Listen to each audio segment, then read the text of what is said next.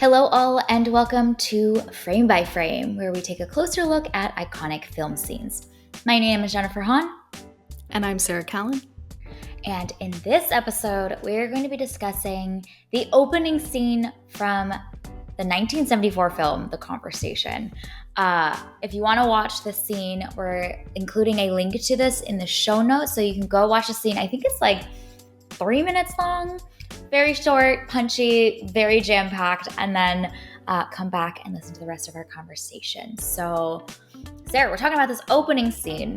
Do you want to give like a short description of what happens, which I think will actually be kind of interesting too? Yeah, this is like the opening title sequence. And so we see the camera very slowly panning in to a crowd of people. And then we follow our main character kind of off screen as he runs away from a mime that is kind of harassing him, which is a wild way to start a film, but it works.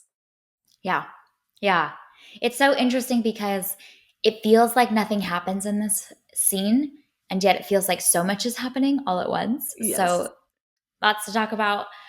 Sarah, this opening scene of The Conversation, what makes this scene iconic to you? I think this scene is so iconic because it creates so much intrigue. You know, this is how the movie starts. We Yeah. don't know our protagonist. We don't know what situation they're facing. We don't know anything about what the journey is that we're going to go on. And this opening shot, this like slow zooming in on this plaza, creates so much intrigue about like, okay, where is our protagonist in the frame? What is going to happen? And then everything that it does with the audio, like what Oh, are yeah. we listening to? What's going on? Like there's just so much in this from all of these different filmmaking components that create such intrigue about, okay, what journey are we going to go on? And it's so Mhm. effective in how it does that in just a couple of minutes. Yeah, it's such a great scene. So what about you? What makes this scene so iconic to you? Yeah, I love this opening so much. I think it is so fitting for everything that The Conversation as a film does so well later on. I love this scene because it breaks so many of the conventions of what we expect from a big, splashy opening scene of a thriller, too, especially. It's incredibly slow and meditative, but not in a way that you are being lulled into like a dreamlike state. You're actually invited to increase your sensitivity about everything. And so I loved how this opening scene allows us to almost lean in and pay closer attention to every detail. Every dog that's barking, every person yelling, every little bystander that's in the frame feels significant. And I love that this slow punch in wide shot from overhead really doesn't tell us what we're supposed to be looking at. I found myself, especially the second time around watching it, just being like, I remember feeling the first time watching this, like, I don't know what I'm supposed to be looking for. Not a clue. My eyes are scanning every person that makes a jerky movement. And obviously, like, we're a little bit fixated on the mime because they're so visually flashy, but every person feels significant. And I feel like that is so in line with what the conversation is about later on, which is that we see our protagonist almost have that power of observation be used against him and fuel so much paranoia. So even the way the scene ends, where he's anxiously looking back at the mime who's kind of following him, showcases that paranoia that we see fully get ratcheted up over the course of the film has been here from the very beginning, and is so much a part of who this person is that we don't know yet. We don't even see his face. We can barely even make him out, but that paranoia is so felt from the ending of this scene too. I remember the first time I watched this movie, and really the only thing that I knew about it was that it starred Gene Hackman. Like I didn't Yeah. research this movie a lot before I just turned it on one day. And so I remember watching this opening and trying to look and see, like, okay, which one of these people is Gene Hackman? Like, can I spot him from the top of his head? And it took me so long to finally like spot him in the crowd. And it was like, oh, okay, this is our protagonist. This is who we're following. But then of course I'm wondering, like, who else is he working with? Like, does he know any of these other people? And so then I'm trying to like watch his body language and like, does he make a symbol, or does he talk to anybody that's around him as he's trying to leave and escape the mime? Like, I was just like you were saying, this scene invites you to just analyze everything because you have zero information. And so I definitely felt that, especially the first time that I watched this, just like, what am I supposed to be paying attention to? Because there's so much happening in this, in the frame. There's so much for us to look at, and we don't have context or information to give any of it meaning. So we're just trying to take in as much as we can, hoping that it'll pay off later.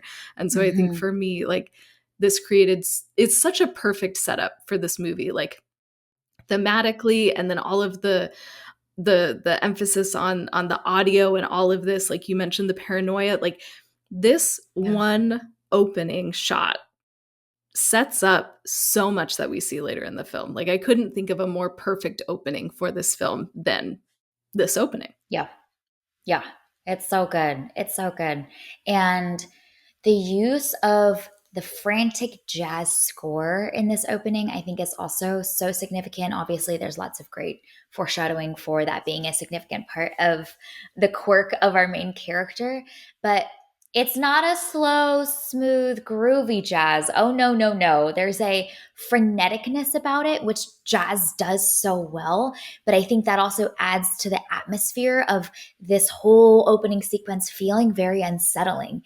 And this anxious searching that we are doing as a viewer is kind of mirrored and encouraged by that frenetic jazz score as well. That kind of like wafts in and out too. It's not constant, which I also noticed. It'll kind of like fade a little bit as a dog is barking and we hear people yelling, and then it'll like swell in and kind of waft into our like auditory frame almost, which I thought was also really fascinating as well. These like bits and pieces that don't come together to create a whole yet, but we just are gathering all of the different shards to try and piece it together, which is exactly what our main character does over the course of the film. So I thought that choice of score and that like unsettling, frantic musical tones added so much to this too, which was so well done. And I love that, you know, at first we're hearing the music, the frenetic jazz, which is very much what it is, as the camera is zooming in. And like, that's a relatively normal thing. You know, we hear some music, the camera's zooming in, setting up uh this whole shot, and like, okay, what's going to happen in this plaza? But I love that after a little bit of that jazz score, then we start to hear some really garbled speech too. Yeah. And I think for me, like, you're already feeling a little bit of that anxiety and questioning just with the music and the movement of everybody and just us having questions. But then you start to hear that garbled sound, and I feel like that is really what set me up to be like, oh, okay, there's Mm. something different going on here, because that's not normally the sound that you would Oh, associate yeah. with, you know, hanging out on a plaza with people. You would be used to hearing conversations, you'd be used to hearing dogs barking, Mm. but that garbled sound, it's like, wait, somebody is listening to Mm. something. Who is doing the listening? Are they a good guy or are they a bad guy? Who is And doing the why? speaking? Like, why? Yeah. Yes, all of these questions. So I love that, like, everything in this, you just have so many questions to start out with. And then the more that you're in this scene, they just pile on and on and Yeah. on.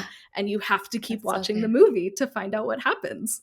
That's so good. Yeah, the static, the like few zaps of static too that kind of interrupt the whole sequence. I also just love that it's a really tall overhead shot as well, because it's an incredibly unnatural angle for it to be from any POV. It's also unnatural for like the way most films are shot, which is very much in the room, eye level or together, maybe a little bit from like the top ceiling corner for doing some like Hitchcock stuff, but like generally it's within the room and from an angle that feels feasible and realistic to be like in the realm of the people that you are with, and the characters that you're following, but from overhead feels unnatural and unconventional, which means it could only be from someone or something that is surveilling the situation from an overhead spot, or like there's something that feels like you're listening in on something that you shouldn't be,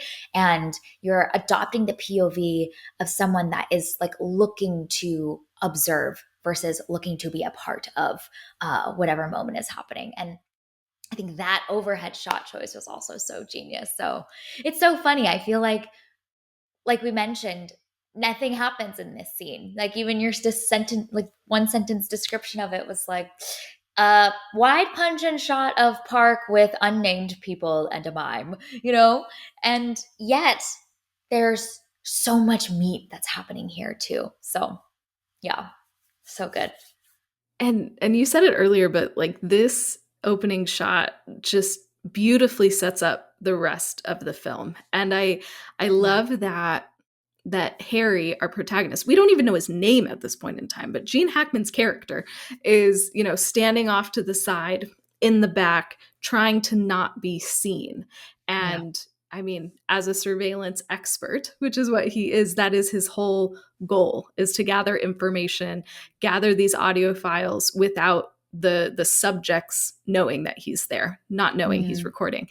And I yeah. love that this scene ends because the mime sets his sights on Gene Hackman's character. Yeah. So, like, this man who his whole profession, and he's quite good at his job, has been surveillance, is spotted by this random dude that's just hanging out in this plaza, just kind of causing mischief and mayhem. And I love that. Like, obviously in this scene we don't know all of that about Harry, but now having watched the movie a couple of times and watching this scene again, I think that that is also really, really funny, that this professional surveillance expert is his plans are Surveilled. thwarted because of a random mime. And it's just Yeah. so funny to watch him just like run away because he doesn't know what to do in this situation.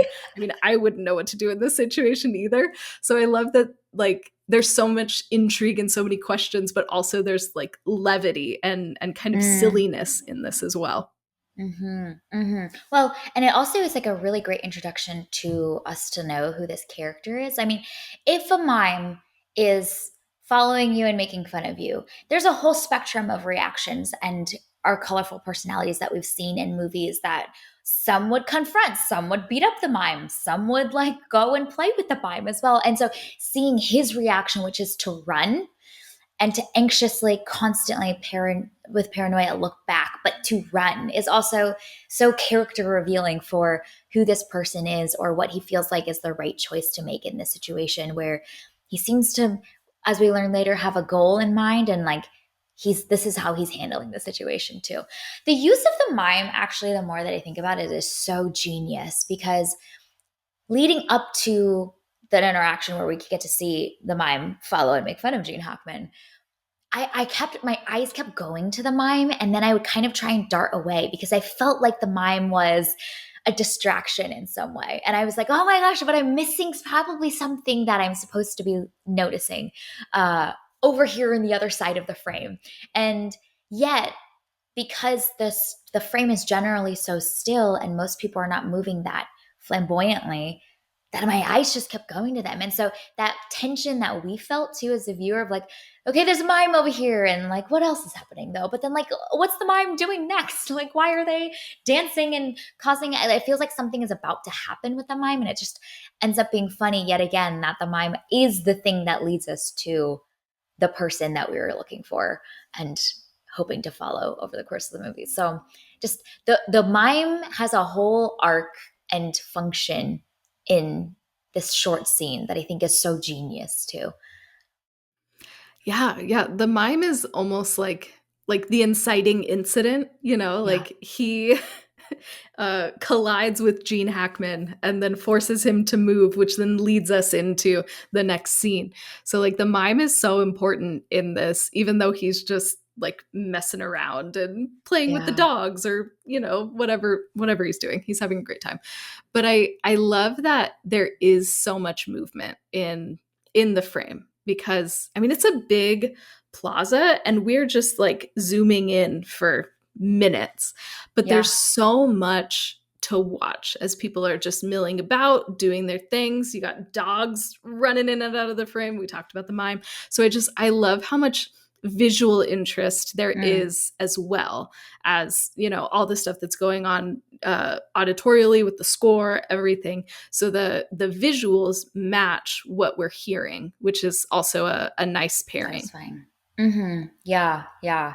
Even the use of the dogs barking is so intentional. It feels very much in line with the tactic of the mind because every time the dog would bark, I was anticipating something is happening and the dog has noticed or smelled or sussed out something that is suspicious in some way because dogs are far more observant than humans. So even like that is kind of neatly used multiple times and then subverted and then used again and then subverted. But the dogs would bark at someone or at each other. And I always just felt suspicious of like, what?